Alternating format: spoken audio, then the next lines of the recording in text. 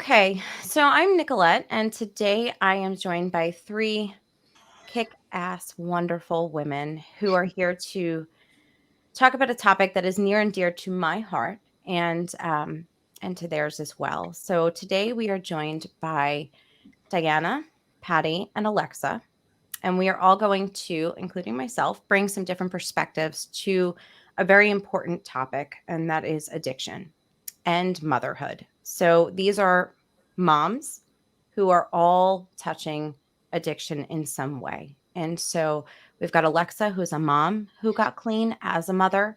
And we have Diana and Pattie, who have had the devastating experiences of losing children to this disease. And so we are going to learn a little bit about the ugly and heartbreaking side of this disease. And we're going to learn a little bit about hope too. And the goal here is to educate moms, no matter where you are in this journey, whether you are suffering from this disease, whether you're recovering from this disease, or whether you are the parent of someone who is struggling with this disease or has found recovery as well. And we want to touch all of these topics and really bring light to this very, very important issue. So with that, I'm going to shut up and I'm going to let each of these ladies introduce themselves and tell us a little bit about their story. All right, Diana, go ahead. You kick us off. Sure. So I am a mother of four. I became a bereaved mother first in 2008 when my oldest son passed after months of recovery and treatment. Um, and Josh died when he was 27 years old, and it was quite unexpected. But my history with bereavement did not end there, because my youngest of four, my baby Logan, was still in high school, and he was the only child home then. The other one, my other son, was working out of college, and my daughter was in college. So he was in a big house all by himself and without his buddy, his brother, who was 10 years older than him. Josh was sort of the guy that everybody went to. And so then Logan self-medicated with marijuana in high school. That seemed to work for a while. And he wasn't ready for college yet. And so he told me once, about 9 months before he died, that people your age, Mom, are making a living off of someone like me with depression and anxiety. And there was a woman who was supplementing her Social Security by selling him Dilaudid. And so he had Asperger's, and his trajectory happened pretty fast. And he also spent 4 months in residential treatment, was in recovery home trying to go back to school, and he passed from a fentanyl patch in our home. So that is my lived experience story, and that's what brought me to needing to find a way to continue to love them through service. Took me a while to get there. I tried many different avenues, which I can talk about later. But that's what brought me to where I am now, and the gratefulness that I have for the work that I do right now. Pattie? I'm Pattie Vargas, and I joined that shitty club in 2017 when my middle son, Joel, overdosed on heroin and meth. Um, you know, your relationship with your kid doesn't end just because they're not alive any longer. So he's very much a part of everything that I do, everything that drives me to advocate or do the work that we do. My youngest was also addicted to heroin and meth.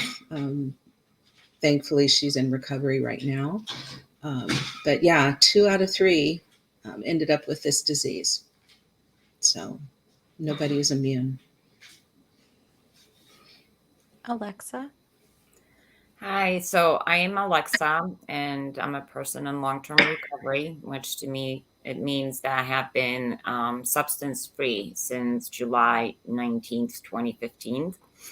And I'm an intelligent person, highly educated. I've had amazing jobs, grew my career.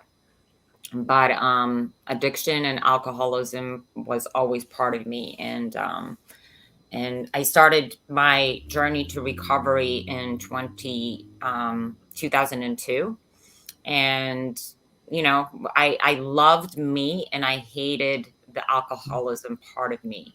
So I got help. I went to treatment, detox, and I did everything that people told me to do, and I got sober. Unfortunately, people say take it for granted. I don't think I even really realized, but life got good. And I had one child, two child, one dog, two dog, moved, this, that, and the other. And life got too busy for me to really continue the recovery support. And I had a traumatic event happen in my life, which broke me into 1,000 pieces. And unfortunately, I did not have that recovery support to hold me and to get me through it. And I didn't pick up immediately, but I wanted something to help that pain go away. And I found prescription medicine. And I went from, an alcoholic, which is a very, very sad kind of illness as well, to a full blown drug addict.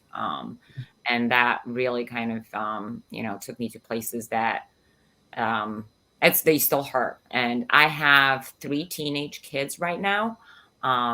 They are, when I got clean, they were 9, 10, and 11.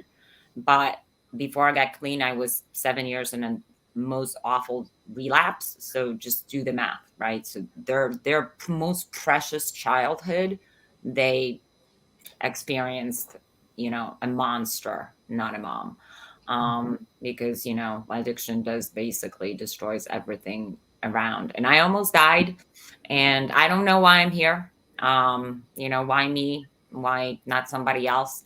But like you said, there was massive trauma still. There was shame and guilt, and I needed service to pick myself up and to get through this. And so I do a lot of stuff now. So, but yeah, the children definitely suffered.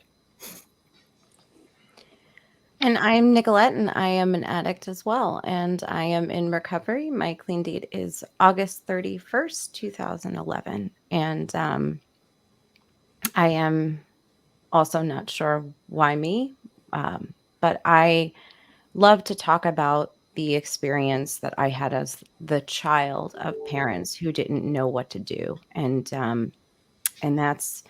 that is something that I love to listen to what Pattie and Diana are doing today, because I think it would have been so wonderful for my parents to have that support when they didn't know what to do with me. And today I am a mom, and so I get that wonderful perspective, as well as being the mother of a child and fearing every day what is going to happen to my child. Does my child have this disease as well?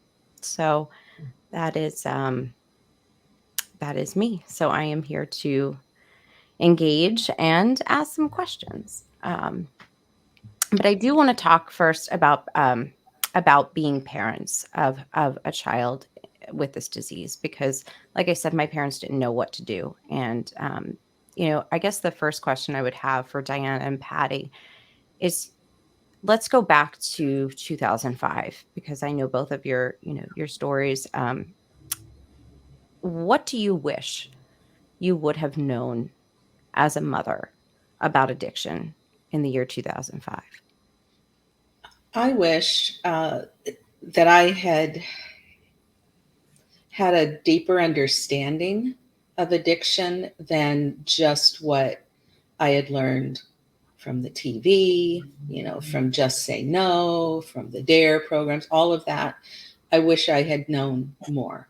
I wish I had understood that it was a disease, which I honestly probably didn't understand thoroughly until maybe even 5 years ago, even after what we went through with Joel and with Becca. I just wish I had known, which is why it's so important that we don't stay silent, because there are millions of Diana and I's out there saying, what do we do? Where do we go? Who has an answer? So we can't stay silent. I think I wish I knew everything that I know now, because I think that I was really sort of clueless. That comes from our generation, Nicolette, because drug use was different when we were growing up, and we all knew people who used, but I don't want to say they grew out of it, but it was, the ramifications were known.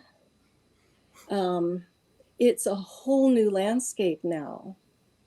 It has been for a long time. So we really were not equipped. We just weren't. Mm-hmm. We weren't equipped for it. I never, for instance, my oldest son, Josh, he was, though he was born in 81, he was a child of the 60s. He was a humanitarian, an artist, a musician, a writer. He was very, very deep. And he wanted to expand his mind, and he did try. He said, I've tried everything, really, Mom. And he was very honest with me, told me when he was going to use. This is as an adult, not in high school. My boys, this all happened after high school. But he went through 12 weeks of getting Suboxone and said, I've been peeing in a bottle. I wanted to get through this before I told you anything about it, through tears telling me, Mom, I became addicted to Oxycontin. And he said, it's heroin in a pill, Mom. It's heroin in a pill. I'm all like, what? I mean, I just had no clue. Right. Mm-hmm. And he said, I think I can do this. But he said, I'm really worried because alcohol is calling my name. And he did. He became a raging alcoholic, in his own words. He really, truly did. And it was heartbreaking. And he said, it's the hardest thing to get over, because he said it's accepted, it's expected. And, and so I never thought he would die. I really didn't. That never really crossed my mind. With Logan, of course it did, because I was terrified. I knew Right. what to do, and yet still we could not help him through the shame that got him into that one night where the triggers were so bad that he succumbed to the fentanyl patch, And I mean, because he had just been so sad from losing his brother. And so both of them, their dreams, their exceptional talents, gone. And so I can't just say one thing that I wish I knew, because going through, we'll get to this, but going through some of the recent training that Pattie and I have both had with the partnership, for me, it was a really deep dive emotionally to go through that training, because I'm thinking, why didn't we know these simple concepts? Like what? What can you give me an example? Well, one of the first ones is that, behaviors make sense. People use for a reason. Yep, that's number one. That was the biggest aha to me. And when we talk to parents as parent peer coaches, the light comes on for people all the time when you talk about that. It's like, whoa. Mm-hmm. I mean, I never thought to ask my children how they were feeling when they used. Even though we were so close and we had open communication, that never occurred to me to say, well, how do you feel when you're using? I really don't know, honestly. And because that can lead you to greater understanding about where they are, and then the other needs that precipitate that behavior and that use. Right. Never happened. It never even occurred to me. So that's just one thing. Right. But what I think is that we can even know some of these things intellectually, but we need to be reminded. because when you're terrified that your child is displaying very risky behavior, something you don't understand, they don't act like themselves anymore, you can't communicate the way you would love to, both of Right. you, you go right to that place where you're not going to draw on those simple concepts of communication and support and love and understanding and truly trying to understand. You just don't go there. Mm-hmm. So I'm very grateful for what I didn't know, but now, but boy, could have been a real game changer. Yeah. You know, Aleksa, I have a thought on this, and this is my personal experience. I'm curious, to hear, and I have been around addicts for many years now who, I listen.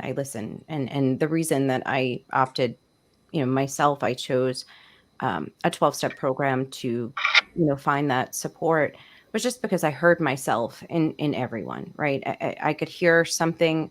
I recognized myself in everyone, even if our stories were different. And I'm curious, you know, I feel as though if someone would tell me, even if someone understood, do you, you know, do you feel like that would have helped you personally in the grips of your addiction? Like, even if someone asked you how you were feeling, was like, what it's so hard sometimes to identify what that thing is for, let's say my parents or, or anybody, as my sister or my grandmother or whatever it is, to identify, what is it that I felt and I didn't wanna feel. That was really the that was really it. I didn't wanna feel, and I know we're gonna talk a little bit about, kind of like the things that we can do at the very early ages to maybe build some sort of foundation, um, for feelings, right? But what would that have been like for you, Alexa? Or what was your experience like? Like, I wanna hear a little bit about that. Yeah, it's actually a really, really great question. And, I've been doing some work to build this recovery friendly workplace at my company. I work for a large company.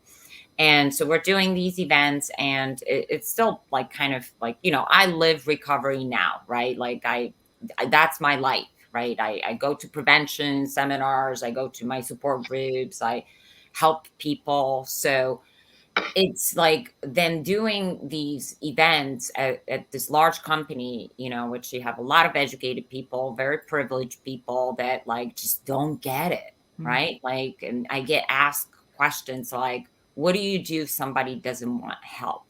So I'm like that question keeps coming up, right? And so I'm putting myself in that position. mhm, And it's true. Like it's at one point I didn't seem like I wanted help, yeah, but when I think about it, like, really and peel the onion, I didn't want help because that substance was giving me something that I didn't have, right? So I always tell people, like, if somebody is maybe they can't get happy. They don't like have this adrenaline rushes like normal people and they need that stimulation from a substance, or they have too many inhibitions. So the alcohol relax. So like I always tell them, I'm like, it's not that the person doesn't want help. Whatever they're taking is enriching their life, and you need to find different ways to enrich their life. So like today, like when I think about it, like I do so many incredible things. I absolutely do not need a substance, right? But I found those things that really make mhm. me tick me in the way which I don't have to reach, right? So yeah, so I think that that's something that is, that whole understanding is the whole perception around addiction. It's like, oh no, these people don't want help, they chose to. Or even like just stop. Just tell them to stop. Now, if I would have come to you and said, "Hey, Alexa, just stop," like I find that one it's so hard to explain, but I can't stop. I can't Mhm. stop, And until I I'm think that people have a better understanding where you're like in the deep end. Like, Mhm. okay, she's physically dependent. Like, Right, oh, I right, understand that she can't stop. But when you're in that middle and you still can't stop, that's what right, people can't understand. And that's what I mhm, tell them. That's like, I can't stop because I'm missing something. right. Right.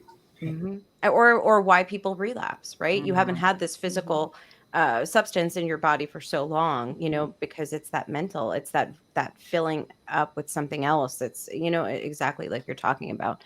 So I think that was one of the hardest things for me, in my family. And I say that lightly because there was some general sense of what addiction was, and but it was kind of a term that was tossed around, and yeah, maybe in different forms, or but it wasn't so consuming. And that is actually leading into one of the things I wanted to talk to Pattie and Diana about, was that consuming nature of the addict, because we are, I mean, Aleksa, you can probably you can attest to that. We are Oh, yeah. consuming, right?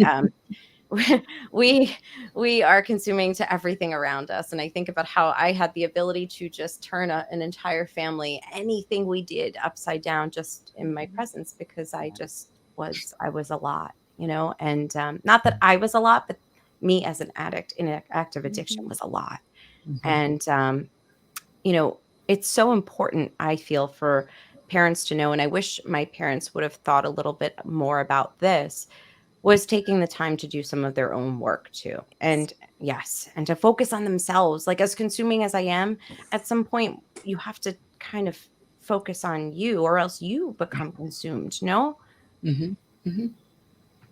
I know you're working a lot on some of those things now. I would love to hear about some of those.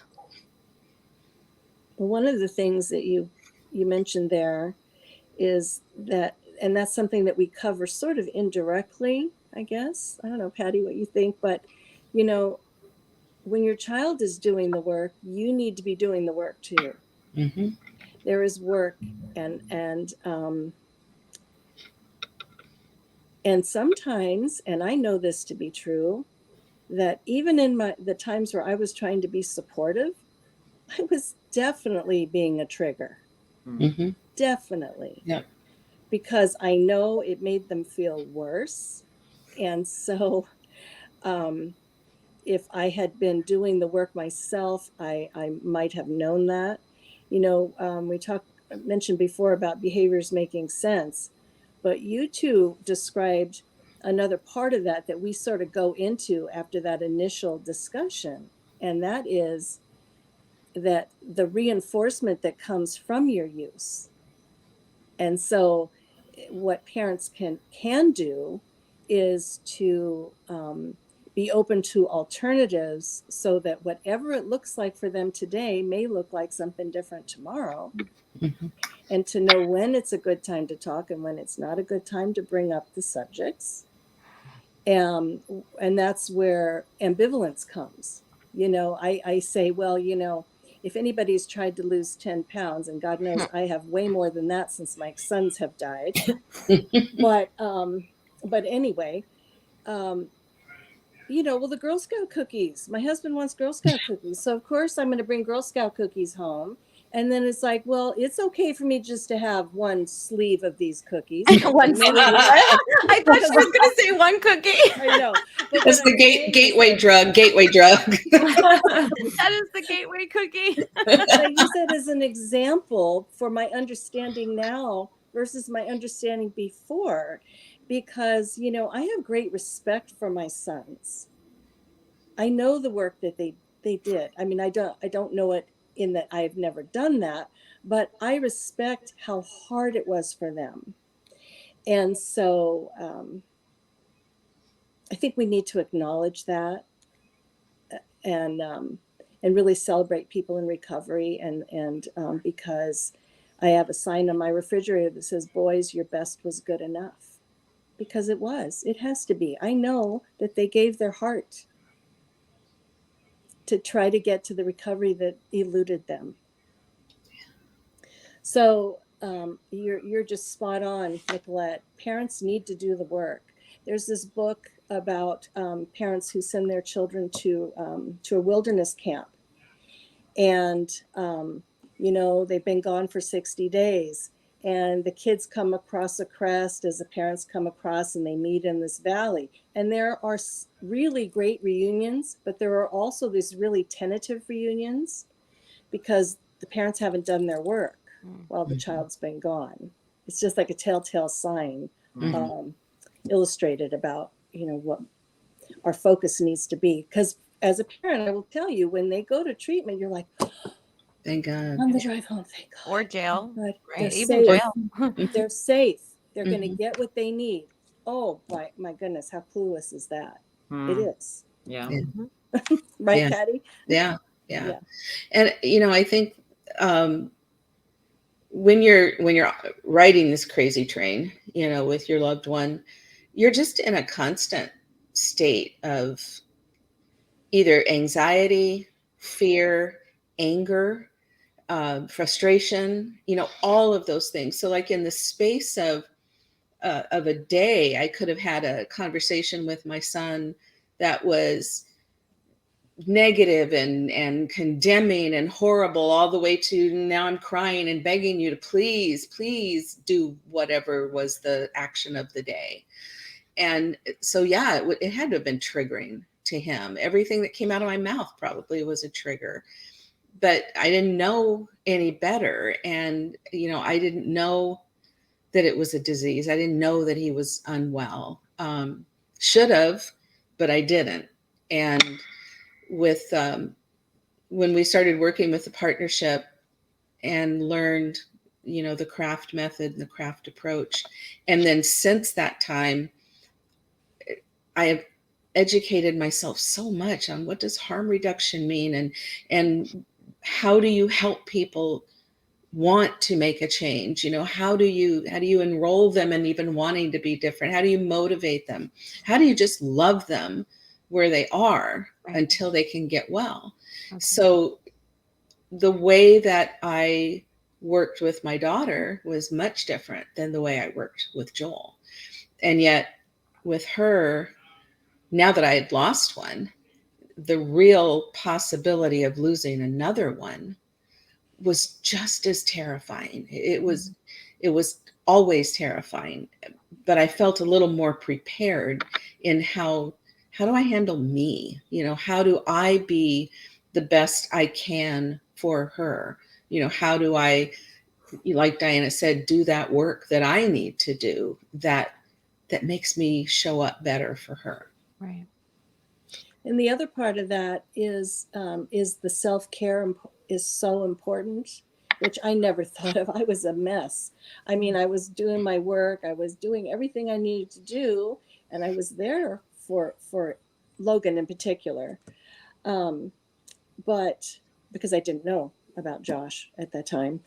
Um, but self-care makes so much sense, because if they see that you're doing well, if they see that you're doing the things, if you keep asking, hey, would you like to watch a movie, or we're doing a puzzle here, would you like to do that? I mean, whatever it is, you have to just keep practicing and doing it over and over again, and being that person that they need, because you're always their tribe. They bring you the garbage, they bring you the joy. I mean, it's everything, and you're always their tribe. And so that's really, I don't know, that's just so valuable, I think, to remind parents about, because I know that in those times when I was a mess, it just made it worse for them.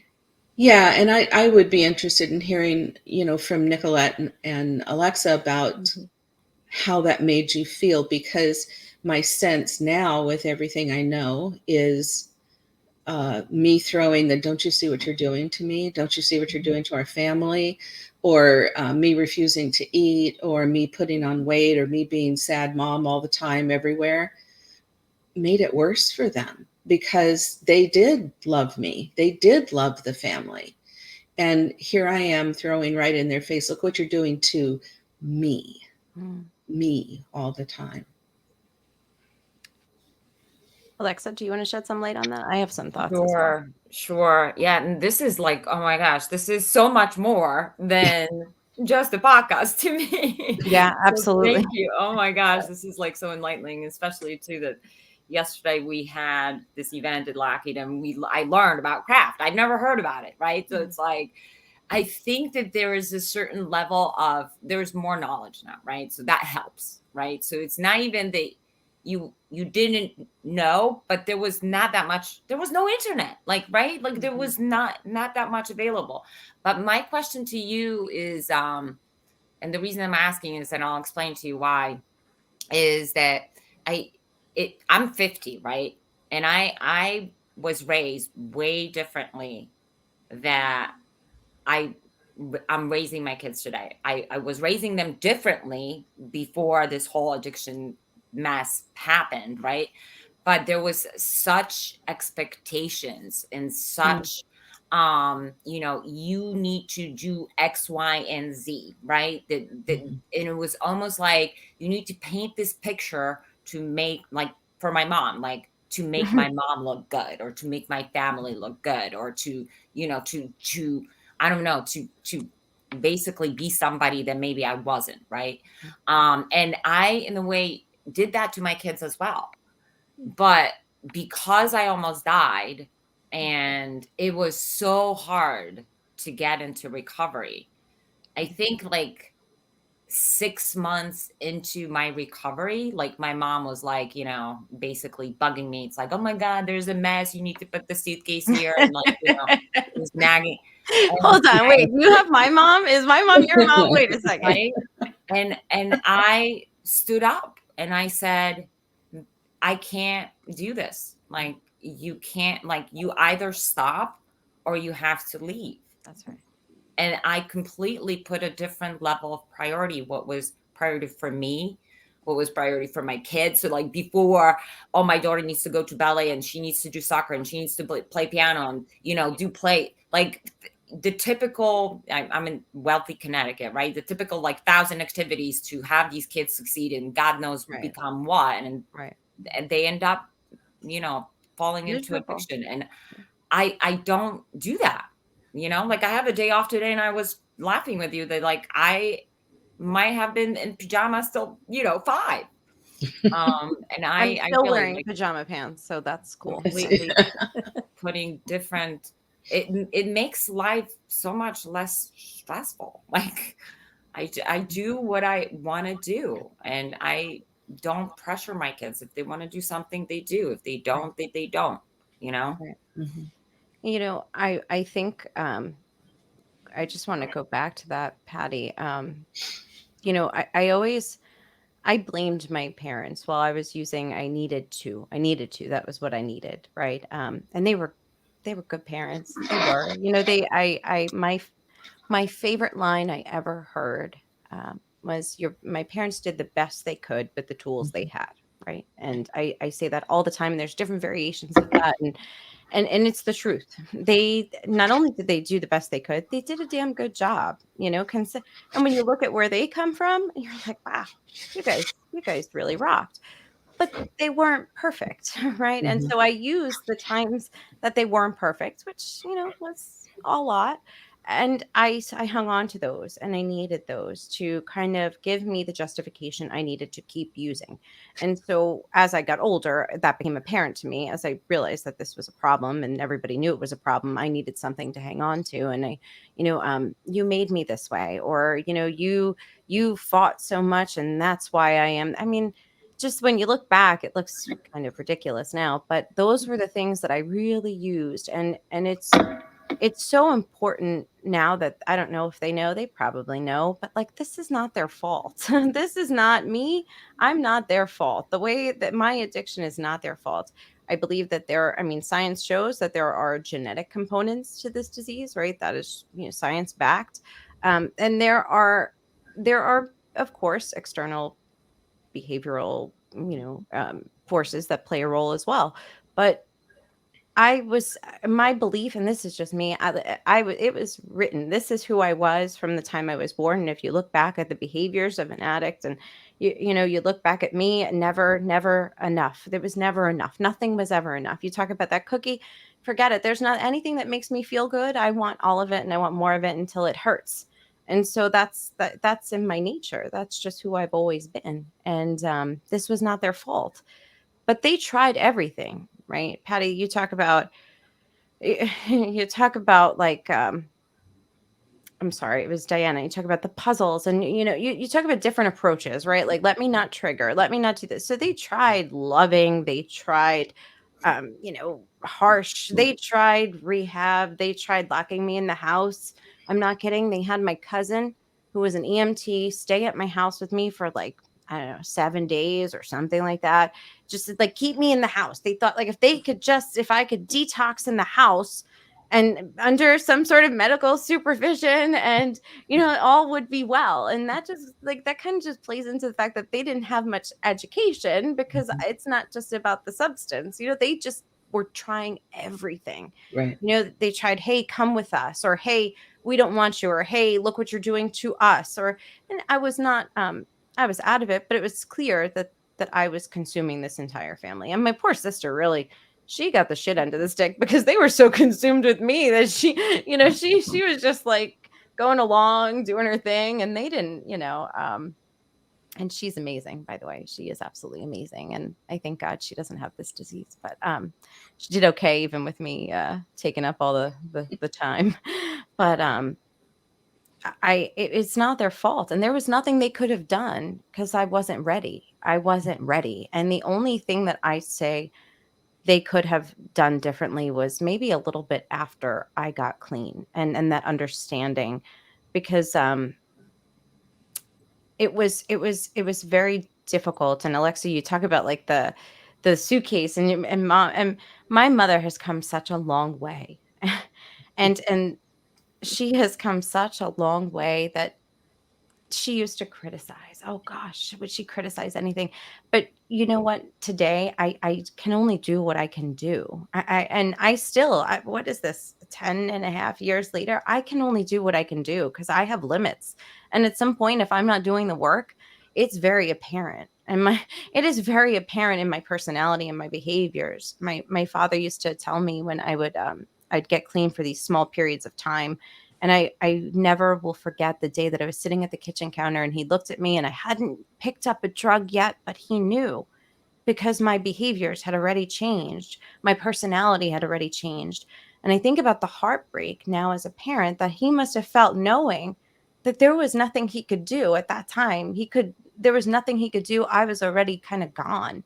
I Mhm. was already gone. I had already made the decision. It was already done. And could he have tried? Sure. But at that point, it's really on me, especially when you have distance between you and the drug.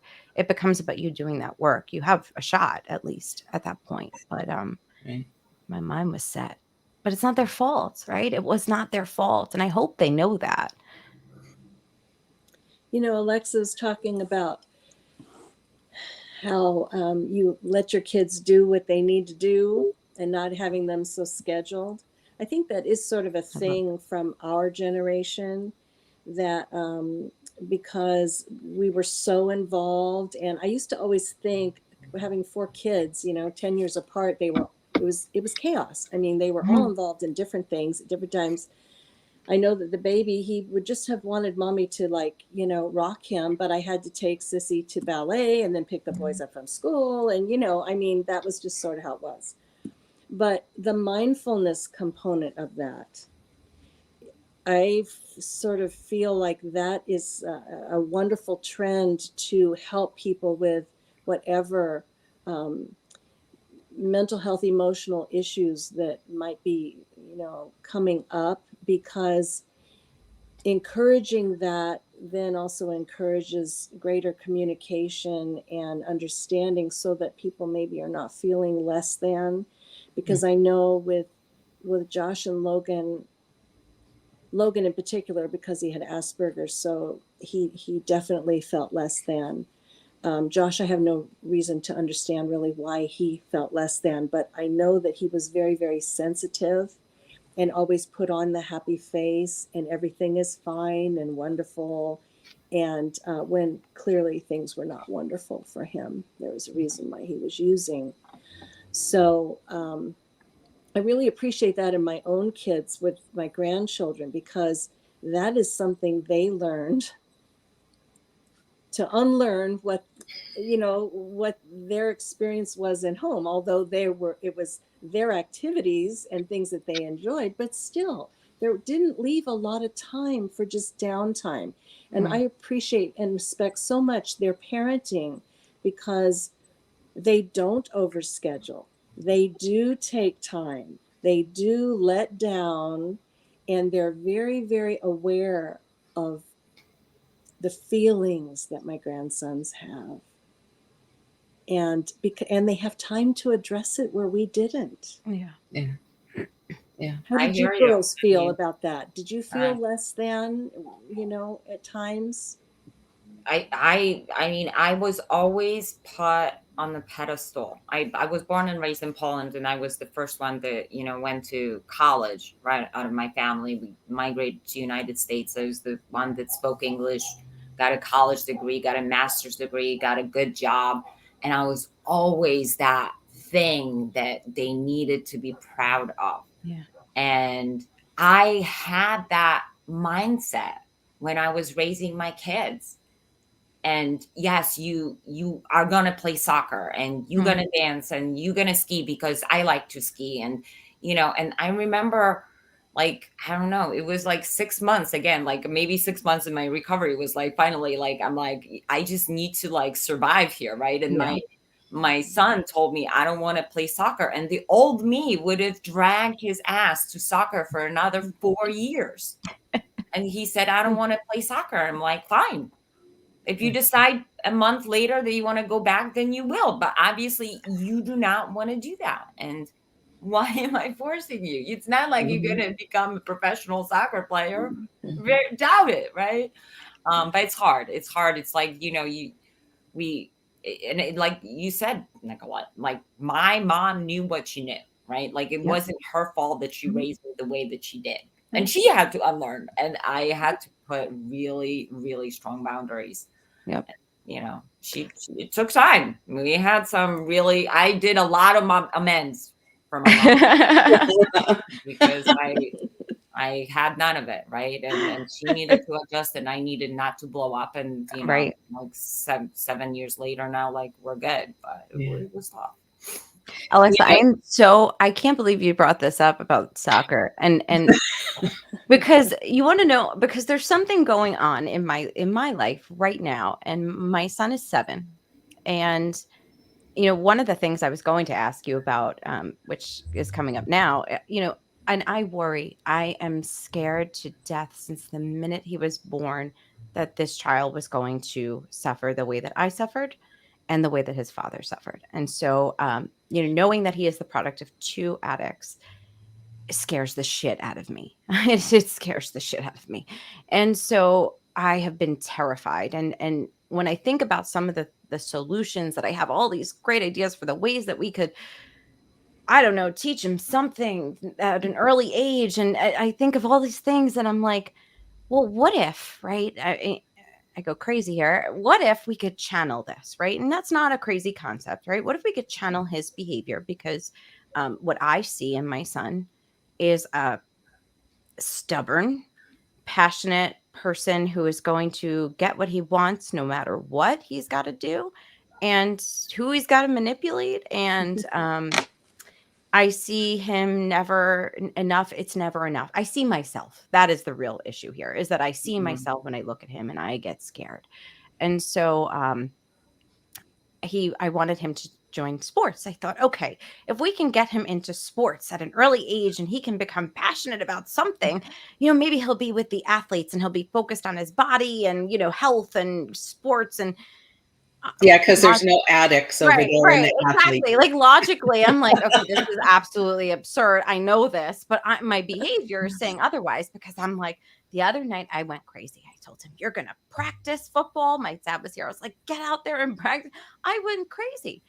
And I had to step back, and everybody was like, "Nicolette, what are you doing?" My mom, my dad, and my parents have become very different grandparents. You talk about that. I was like, where were you guys when I was growing up? Because now it's like a very gentle way of approach. I'm like, okay. But they learned, right? They learned. And so they remind me. But yeah, I had to back off a second and say, okay, what am I doing here? Like, he's not going to be a pro football player. That's not going to happen. And I'm using my own fear to kind of dictate this awful behavior, forcing him to go and throw a football at 7 for no reason when he just wants to go play with the neighbor outside. Like, that's what Mhm. it's not like he's on a device. He just wants to play with his friend. And I'm sitting here forcing this because of my own fear of what he is going or could become Yeah, Mhm. or miss out, or right? miss out. Right. Right. Yep. Like, what if she's gonna quit ballet Yeah. and then she's gonna be behind for the rest of Right. her life? Yep. And it's like, Yep. really, whatever. Oh, And there are people dying in Ukraine. It's like, get over yourself. I know. I know. But You I'm know, another terrified. thing that we did, another thing that our generation did that was different from our parents is, and you may have felt this at some time, you know, it's as simple as the soccer team and when they have their party at the end of the season and they all get the same trophy, Mm-hmm. like this unconditional love. They all get the same trophy. Well, they know who made the score. They Yeah. know who didn't play. Mhm. They know who picked flowers on the Right. field. I mean, kids are not dumb. They know this. And yet, so that doesn't really give them a chance to achieve or to understand Mhm. that you may be really, really good. Your talents may be in music or art, or you may be a great writer, or, you know, it's okay to be different. You Mhm. participate, but you don't have to be the star, Right. and acknowledge who the stars are. Right. Because I don't think we did them a lot of favors by that. It's almost Um, condescending in a way. it is, because their kids are not dumb. And I Yeah. remember after Josh died, I had 100 kids here for the whole week. It was absolutely lovely. The contrast between Josh is that he was a man about town. The church was standing room only, people outside. Logan, very quiet. He was not a man about town. He doesn't like all that attention. So I had kids here for a week. And I remember with his buddies hanging out with them for a little bit. And I was crying and I was saying, you know, you kids were so loved. And one of the young men took my shoulders and he said, Diana, it's not about that. We all knew we were loved beyond measure. He said, but sometimes we didn't feel like we deserved that much love. Wow. And what you were talking about, Aleksa, being all that. Mm-hmm. And it took me back, got through the 2 weeks. Well, Josh was supposed to be coming home the night he passed for his best friend's bachelor party. And he called me 3 times and he says, Mom, I got nothing to give. The guys are all going to be there. I think I'm going to be the designated driver for them. And ooh, all the lights went on. And it's like, are you sure? Can you do this? Well, anyway, so the wedding did happen a few weeks later.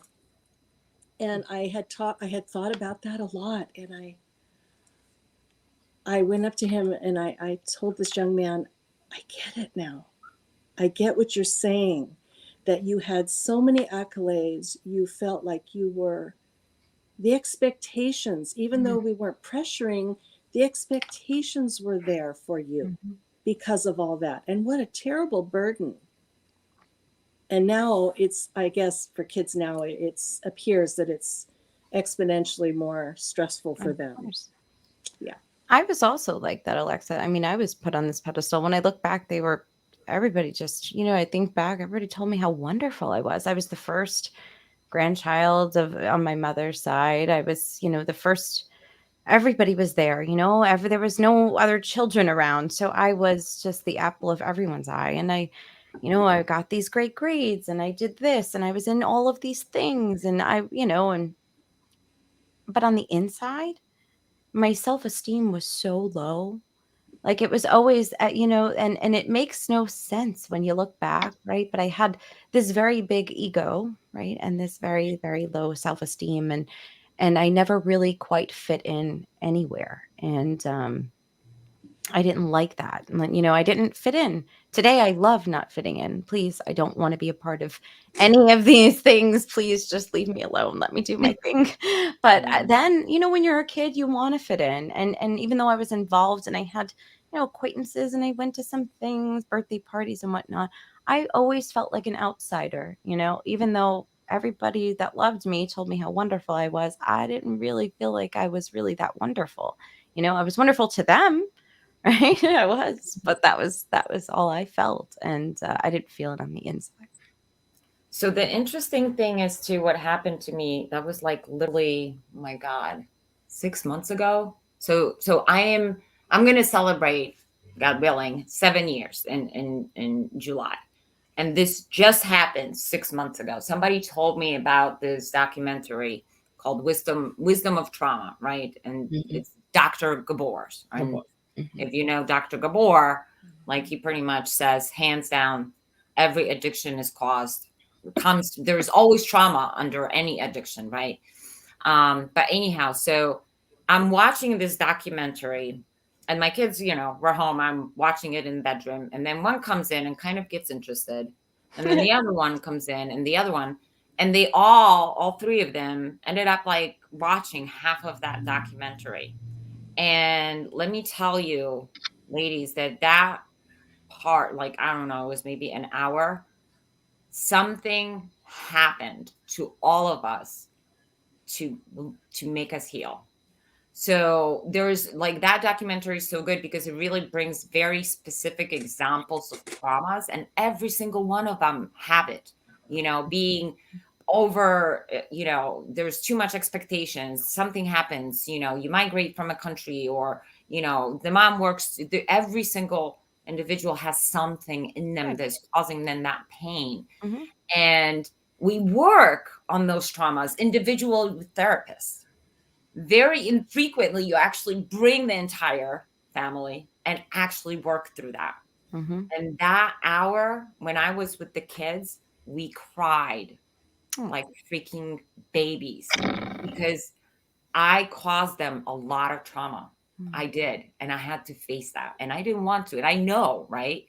And then they understood some of the stuff that happened to me, Mhm.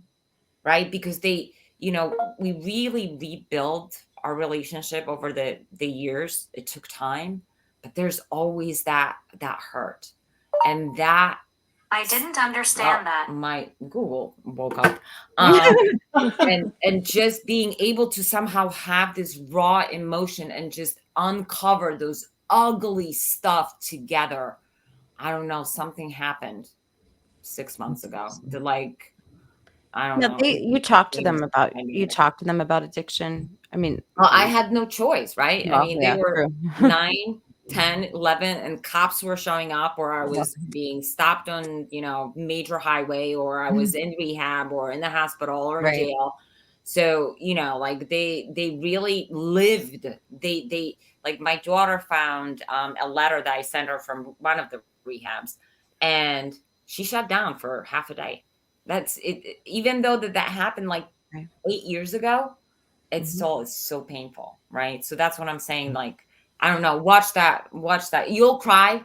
It's a very, very emotionally stimulating documentary, but oh my God, it's something happened. I'm Mhm. telling you, it's just taking that and like melding those pains and hurts. Like, I don't know, there was some healing that happened. That's awesome. You know, I think about what we can do, right? What is it that you can do for the next set of children growing up, and like I always think in my head, if I had tools, if I had the tools that I've learned in recovery, if I was taught them at an early age, would that have made a difference? I don't know. I like to believe maybe, maybe if I had some coping mechanisms, or if I knew about the things that I know about now about emotions and feelings, and we can talk about these things. And if I didn't, I feel like it's so important to teach that at a very early age before you even get to the point of life where you'll touch drugs and experiment with drugs. Like, just having an understanding about about values, about, just basic values, and I don't know, basic Not, I think things. it's also not suppressing the emotion. Yeah. And I do that to my kid. And like, Mhm. I obviously now being in recovery and doing all this stuff, like I'm learning, like what Mhm. you ladies are learning, I am doing the same Yeah. thing as well. And I heard, like, I read something. It's like, if a child is angry, don't make him stop to be angry. Like, let him be angry, right? Right. And I caught him. Like, so I told my kids, they're like, if you are angry, just be angry, shut it out, punch a pillow. And my son got angry and I stopped them. And my other child said, Mommy, we're not, what I mean? I feel like ingrained to, let's just be peaceful. Everything needs to be Right. calm and happy and not emotional. And I think that like there's more and more studies how people are saying you need to teach how to be emotional, and that should be part of school and Right. home. And Yep. I don't know. Pattie, you have some thoughts on this too. I know you had mentioned education at the elementary school level. What were you thinking there? From my experience, the way my kids learned about drugs and stuff, it was very them and us, so it was very much these people who use drugs, they're the ones that are in jail, they're the ones that are sleeping on the street, they're the ones that have no willpower, they're the ones who have no moral compass, and we're being taught what to do, how to say no, and all that kind of stuff. So there was this giant divide, which already sets up the idea that that it's a choice, that it's not something that might be genetic, Right. So Right. and let me say this about choice: the first time it's a choice, after that it's not. That's But right. I think that we need to educate our kids from very, very young. I mean, if we took dare into the schools in first and second grade, why are we not talking about, here's what addiction really means? That's right. I can't wait till Congress gets a hold of this idea, but here's how it shows up. Here's who gets addicted. And oh my God, guess what? They look just like us. Uh-huh. And I was on a consortium maybe 2 or 3 weeks ago, and they were talking about how we're trying to get permission in my county to take some of this into the schools, and everyone's like, no, because it's like sex. If we talk about it, they're going to want to run out there and do it. And and they were saying, don't you just have some films we can show Oh them? God. And I'm thinking back to all the films I saw and my kids saw, and I'm like, yeah, no. So and especially we were talking about in junior high, I said, you need to stop going into the schools down at that age level and talking about heroin and needle use and avoiding all of that. You need to be talking about the Xanax that somebody brought to the party that's laced with fentanyl. You need to talk about the stuff that your friend says, hey, just, I'm using this, give it a try. It'll keep you awake, or it'll put you to sleep, or it'll make you feel better. They need to understand that it really looks like everything that's going on in your parents' medicine chest or what have you, and that the risks are life threatening. This is not, you're not talking just about you might get addicted. It's like, no, you might die. I mean, how many things have to hit the news now about the 12-year-old who brought a bag of fentanyl laced Xanax to school, not knowing what it was, so yeah, we need to. I liked what you said, Aleksa, about the values that go along with that. That is along with teaching them about the danger of drugs and the addiction problem, and how it's not a respecter of persons, and it doesn't choose equally. We also need to teach about what's your moral compass, what's your line of right and wrong, and what do you want to do with your life, what decisions do you want to make for your life. I think all of that goes hand in hand. I mean, geez, I think we should stop saying that it doesn't feel good to use drugs. I mean, why lie? Yeah, sometimes it might feel good, but you also may die. Like, like we leave that part out, and that's where I think we lose credibility, and just kind of make them out to be these bad things. Yeah, you know what? There are some people who can have a drink at a party, and there are some people who can take Xanax as prescribed, and there are. And the best thing I ever heard was all I need to know about those people is that that's not me. You know, that's all I need to know, because there are those people, they do exist. And Mhm. but you don't know if that's you, and that's a really risky game to play. Yeah. You know? And I mean, traditionally, it's just, the stigma has been so, it's brutal, right? It's unforgiving. So Mm. what I'm observing at Lockheed Martin, right? I mean, massive company, over 100,000 employees, and it's still there, Mm. right? Even though we're doing all this advocacy and movement and the discussion and studies and presentations, and we're preaching to a choir, like we're Mm. preaching to ourselves, right? And Mhm. then there is this entire population that's completely in denial. It's not going to happen to me, right? Mhm. And you Mm. probably, in the way, like you ladies were probably maybe in some shape or form in that, group. But Mhm. like, because the stigma is so bad that it's like, no, it's not going to happen. So I'm not going to, I don't need to know about it. So I'm not Right. going to understand it. I'm going to judge it. Right. And then it smacks you in the freaking face. Mhm. And then it's too late. Mhm. You're in crisis. You're trying to learn. There's too much information.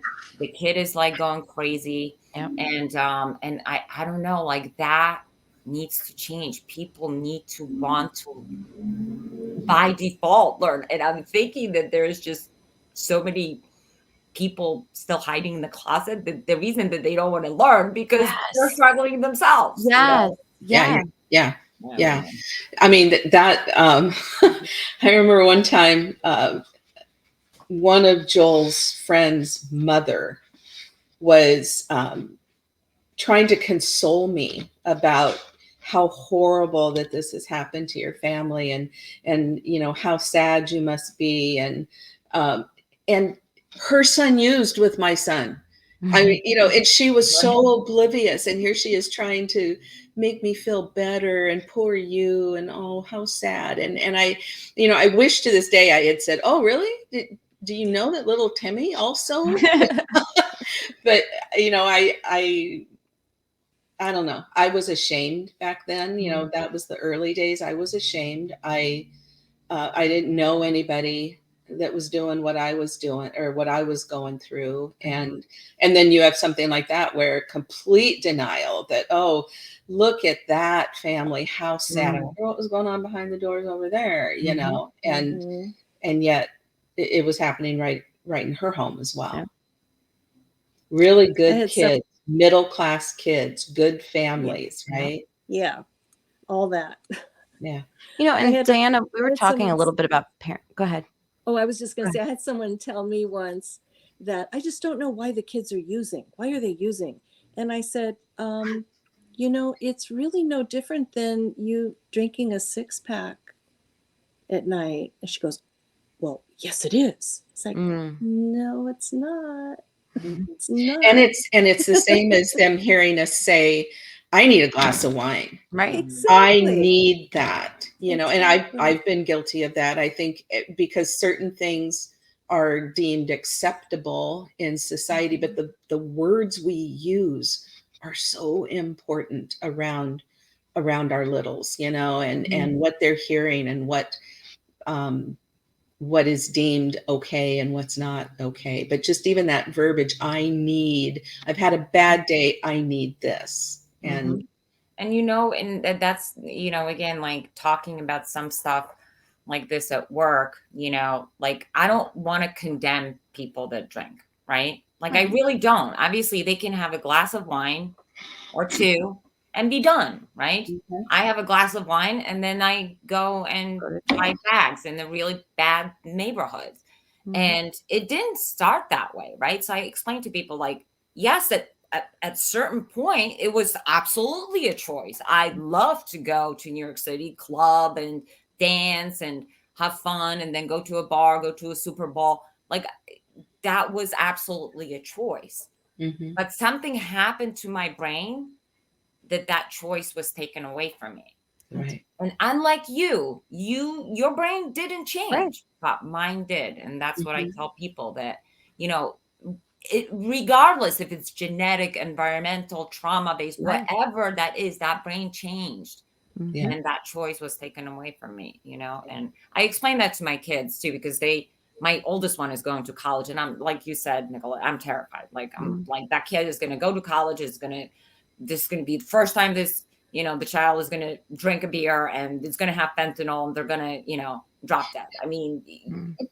I'm panicking. Like the shit that I'm telling them, like they're like probably are thinking that I'm crazy. I'm like, Yeah. please just don't. Like if you want to drink a beer, just take a closed container. Like I am terrified for sure, because it is Yeah. my experience, your experiences.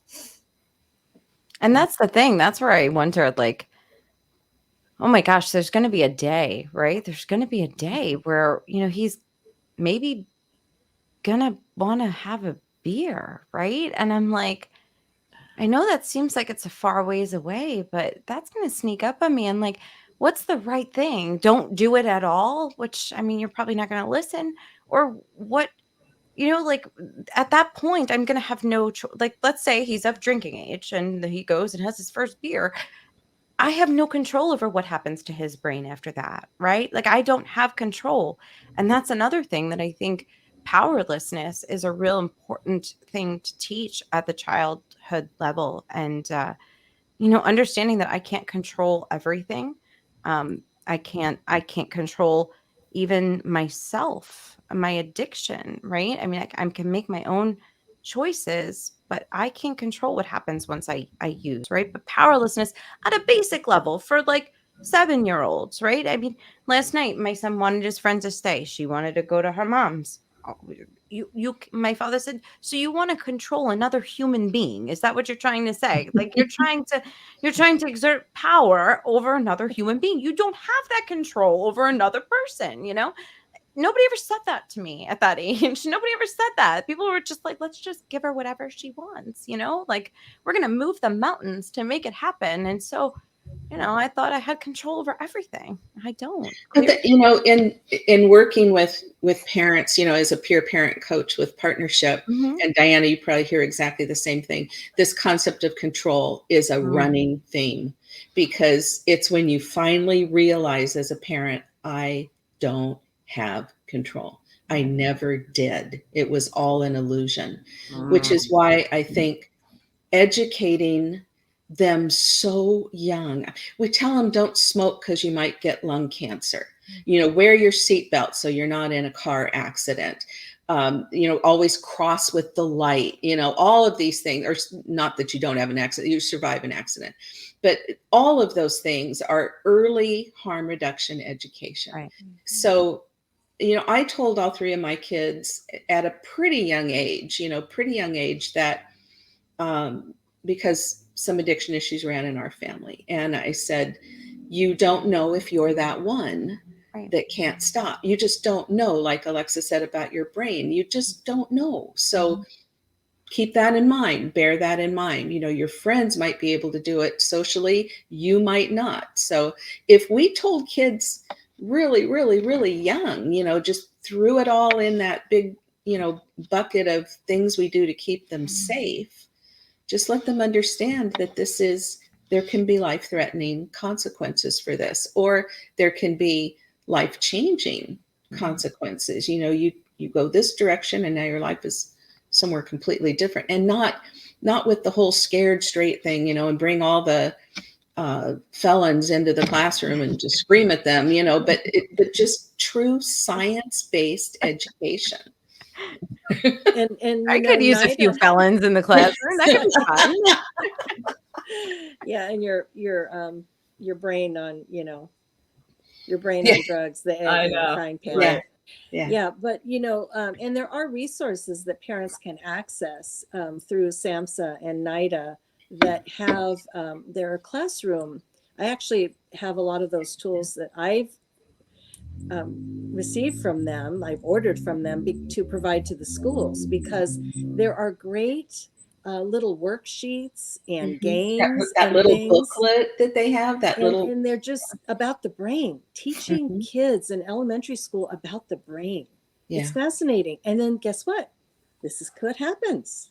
Mhm. I mean, it's not the scared straight thing. It is science. It It's is science, teaching yeah. them about the effects of things on their brain.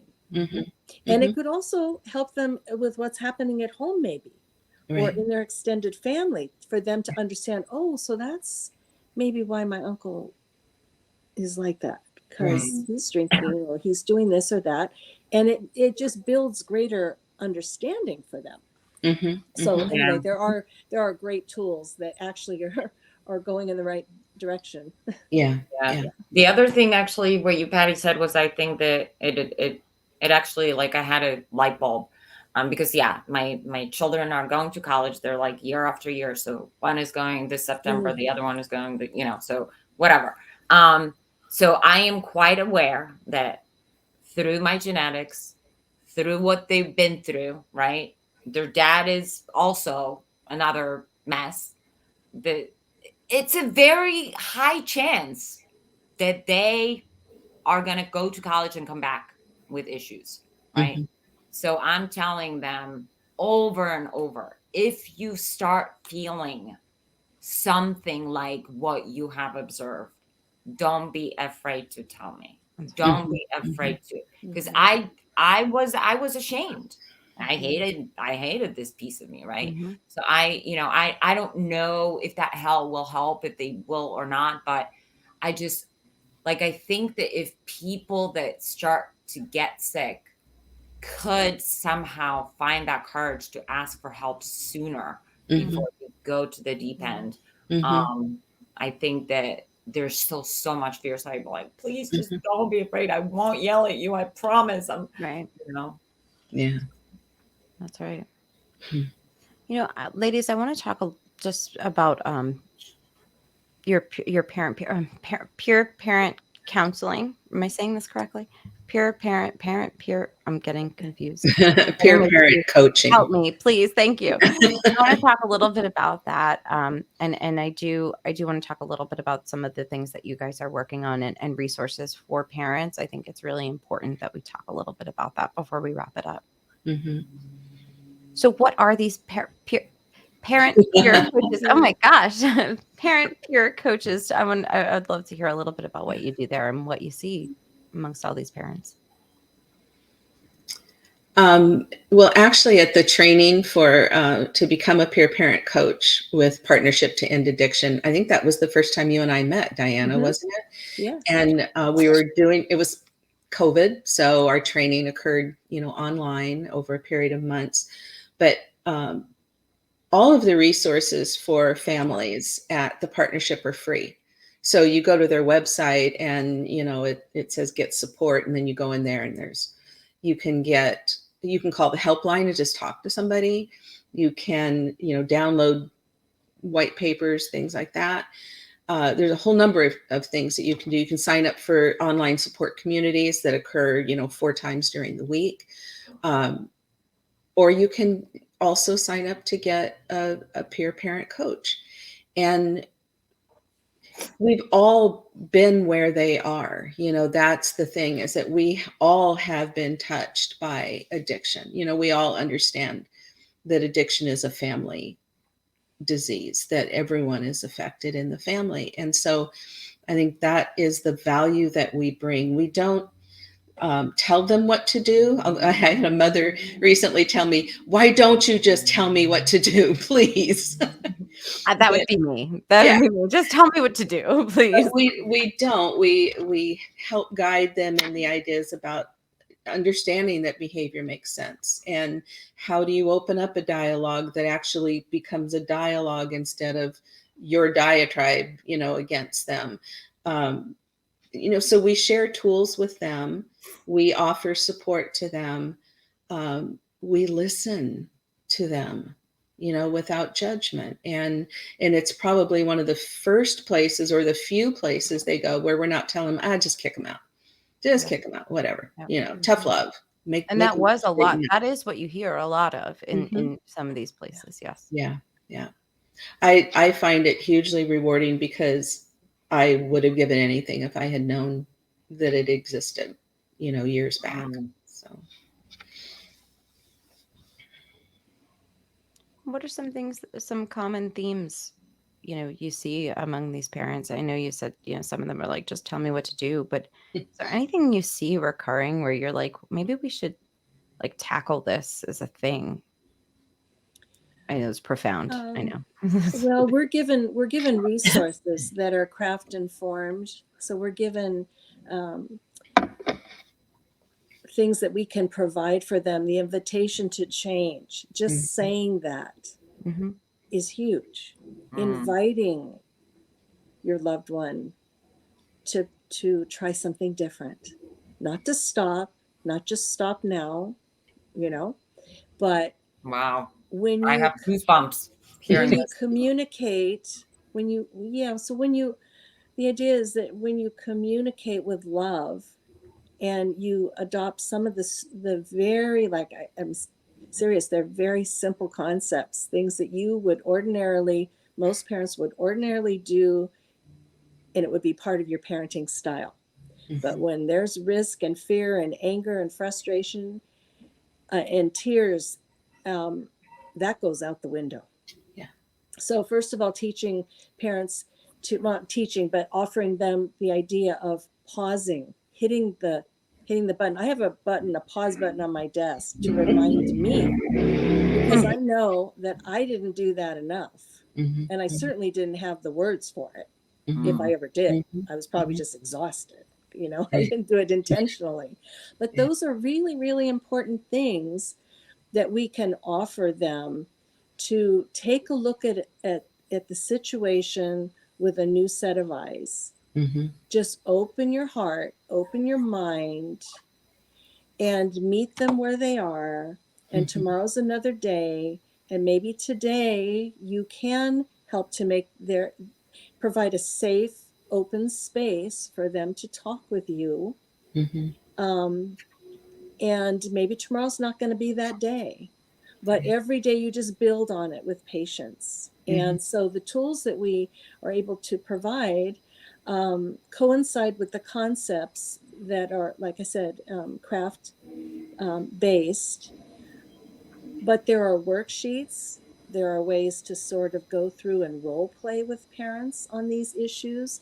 Maybe the mom is really, really committed, but the dad is in complete denial, and they've got 3 other kids in the house. And, you know, I mean, there's just so many variations. So you're meeting people where they are. And I tell you, I wish, I am so passionate about this work now that I do in retirement, because I get to be that person who I needed so desperately. Yeah. You know, people give your parents advice, but they're not in that space. Yeah. So with our lived experience, we're able to offer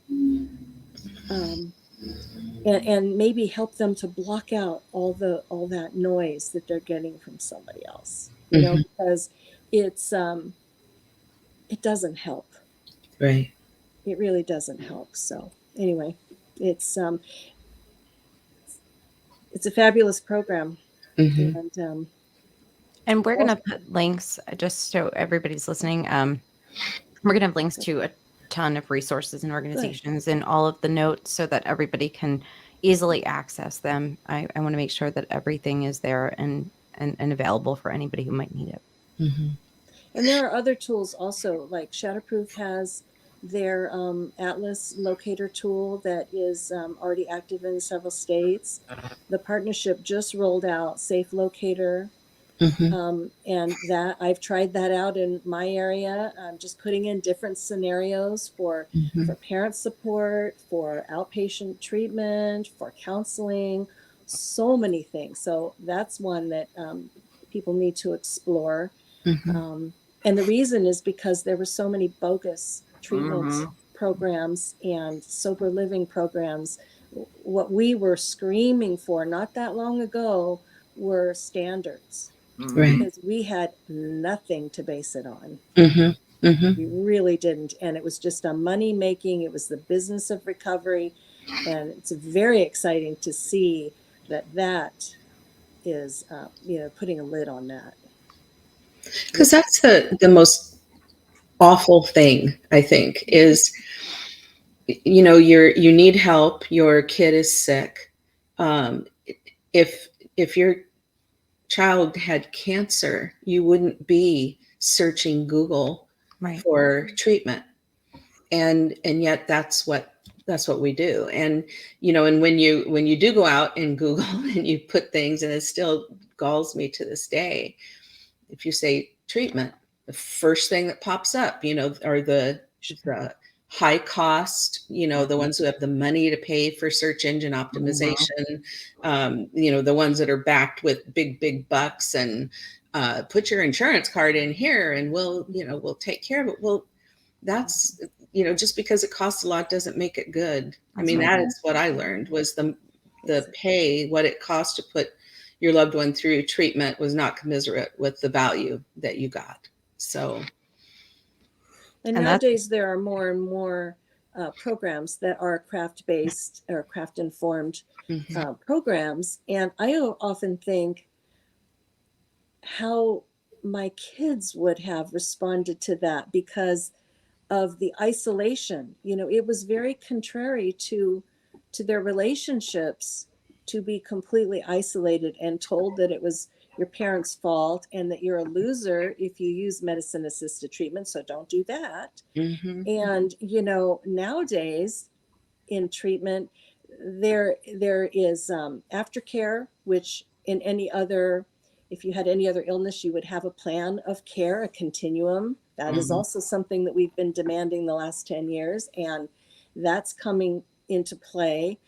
And also there are, after you leave treatment, there are meetings because of Zoom. We're all doing Zoom now. So there's a continuum of them to stay with the people that, their community that they became connected with in treatment, as are meetings coming up for parents and loved ones.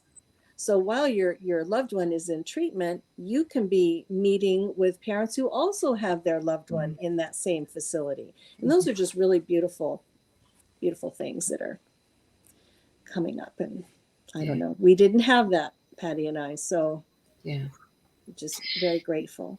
That idea of the continuum of care is so important, and that our community, I mean, I love the word community because it brings up to me an image of like a safety basket, that you live in. And it shouldn't be so hard to find care when you need it. It shouldn't be so hard to get into care, when you finally pull the trigger and say yes. And then once you're in there, that's just the beginning. The hard work is just beginning, the transformation is just beginning. So being able to move into transitional living, having a community that is built around the idea that your life matters, you are worthy of investment, of understanding and so forth. And, just all the way down to minimizing the whole criminalization of everything that's important to change. All of that is necessary to, if we truly want our loved ones and people who use drugs, if we truly want a change, if we truly want to see their life changed, that's what you have to have. There can't be stumbling blocks in the way everywhere that you turn. And I was on a call not long ago with the administrators of this huge grant that California was getting, this huge bucket of money. And on paper, it was very, very nice. There were all these things that they were going to fund, and there was all of this aftercare and all of this, we'll have meeting rooms where they can go, and we'll have therapy that they can go access for free, and we'll have, all these different things. And I kept saying, and how do they get there? How do they get there? You need to understand that coming out of treatment, they might be homeless. They might not have a car. They might have just gotten, a minimum wage job somewhere that they can't take time off of to go check in over here or do a random arbitrary required P-test. You need to understand the difficulty in reentry, and we need to remove those barriers. We need to understand, they're just, I could talk about this forever, about people thinking they're doing the right thing, but they're not in it. They're not living it. They haven't seen it in action, so they don't know why that doesn't work. Why don't they just stay sober? Why don't you remove the stumbling blocks? There's an idea. I hear you. I get riled up. No, No, it's, you're right. it's so true, though. It It's is. so true. It is. And that's why, for me, the only thing that ever worked was listening to another actual addict because I needed to know that this thing was real and I could actually get better, you know? I mean, Yeah. even if mom told me that, I was like, yeah, okay, but you don't know, you know, or hey, the government told me or the, you know, the program director told me, but they didn't, you know, like it wasn't going to work for me. I So needed there needs to be an equal balance yeah, of clinical of support, which you course. obviously need, Yeah. but with lived Yeah. experience, you know, because that's who you know, I learn a lot more from somebody who's walked where I've walked than, you know, the expert who tells me what it should be like. Yeah. Love the experts. Mhm. All right, ladies. So you have been absolutely wonderful, and I know that we could just keep talking, but I want us before this time for real, before we wrap up, is there anything that anybody would like to mention or bring up, or something that's super important that I haven't asked that we think that we need to talk about? And then I have one more question. You did say something about what to say to people. That's where I was going. Like this. That was Oh, my you last were? question. Yeah, I was. Okay, well, You read my mind. okay. Well, because I'm involved with the Compassionate Friends, and I talk to parents So all the what time. Diane is talking about, you know, there's one thing that is always on my mind, and this, you know, it comes from the death of any loved one, but specifically for a mother who has lost her child to this disease, what is the right thing to say? That is my question. What do you say to something so terrible? So my answer to that, I've had a lot of time to think about it and talk about it, and say their name. If you know, say their name. Ask about who they were, because people are under the impression that they don't want to make you cry. My children don't want to make me cry. They talk about the boys by themselves because, you know, at times they don't even want to do that. But the thing is, I always tell people, but, you know, I don't need a reason to cry. I could cry every day, all day long for the rest of my life, but I don't. And I haven't melted yet.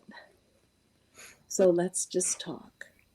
And that's what every parent wants to know, is that their child wants to talk about their child living and who they were. And over the years, I've learned that that was their journey. For what, you know, I accept that that was their journey. I don't know what my journey is going to be. None of us do. So I choose to honor them and respect them in their journey. And I think that one of the times that I am the most emotional is when there is someone who was connected to the boys for whatever reason, shows compassion, tells me a story, sends a picture. That catches me off guard, and then I really lose it because it's so beautiful. Yeah. Because they're still here for us. That whole idea of say their name is so important, because the longer time goes by, the less people do. And when I get, like, yeah, what you said, Diana, is so true. Joel has a few friends that stuck with him through everything, and of course, when they're living kind of this crazy lifestyle, a lot of that goes by the wayside. But he has a few that stuck with him, and when they reach out and they say something, or they keep his memory alive, or they it just is I mean, I can live on that forever. It just feels so good. But yeah, folks they don't want to talk about Joel. They don't want to make me sad. Um, so what do you say to a grieving mom? I say, I'm sorry. Tell me about him. Um, that's all. I mean, I think people get so afraid of this is going to happen to my kid, or if it happened to your kid, it might happen to mine, or and so I think in their trying to make that not be true, they just avoid it altogether. And then you're like, so what? He didn't live, he wasn't important, he didn't we're not all missing like crazy the brilliance that he brought to the world. So yeah, say their name, ask about him. What did he like to do? What was he like? When people do that, it's just like, man, it's just like manna from heaven. Yeah. Music to your ears. Yeah. And I will say that, I have had more and more people in recovery who ask me about them. Yeah. When I'm in those advocacy spaces and I'm wearing the buttons of their pictures, or I'm at a rally, they're the ones that say, tell me about Josh. Tell me who Logan was. And it is like music to your ears. When you're in this space, if you've lost a child, particularly to a substance use disorder, I've had people that will avoid me in the grocery store. Even now, it's been 14 and 8 years. That's okay. I live in a small community and we're pretty well known here. That's okay. I understand, because, I might not know what to say to them either. But I recognize that I'm the elephant in the room. I recognize that you lose one child and it's tragic, and oh my gosh, what happened? And then 6 years later, you lose another child. Well, then the talk starts being, well, what's going on in that house? There's something different there. What's going on? They look like they're all that, but oh yeah. No, I mean, it's true, because people pass judgment all the time. Yeah. They don't know. And I feel like the work that we do is what helps to change the narrative. Yeah. Yeah. And it's really, really important to share these stories. And when I do the work that I do, I feel like I'm on vacation with my sons. My dedication is to them. I talk to them every day before every parent call, because they are still teaching me. I didn't know. And that's okay. Yeah. I just want to tell you that I learned a little bit about your children. I almost like I feel their personality through everything that you said. And that is definitely very different like experience for me. Like I've never actually done this. So thank you for that, and for your courage to just persevere and against all odds actually help others. I mean, oh my God. Thank you, ladies. Like from the bottom of my heart. I think they're the rock stars. I do. Pattie and Well, we Diane. celebrate your recovery, let me tell you. Yeah. We are very proud of every young person who is in recovery, and the odds and the strength that it took for you to get there. So you need to know that from us. I wrote a post on my blog, and I titled it Brave. And there's no braver people than those who are in recovery, because it is hard work, and you fall down, but you get back up. And how much braver is that? And to do it in front of other people, that's the thing. It's like people avoid us because we lost our son and they don't know what to say, but people avoid people who use drugs too, and ostracize them and treat them like they're less than, and that's just wrong. The only answer to all of this is taking it out of the shadows, talking about it, sharing your stories, because then people can see that it's, it's an equal opportunity killer. That's right. Well, thank you so much, ladies. Thank you. Thank you. Thank you in every different way. Thank you for what you're doing. And thank you to Shatterproof for helping me put this all together with these wonderful Yes. women. So Thank thank you, you so Shatterproof. much. Yeah. Thank you. And Yay. I think that's it for us today. I think that's enough I on need a that note. tissue. I think we've done enough today. We're good. I give you all permission to take the rest of the day off. Oh, thanks, It's like- Pattie.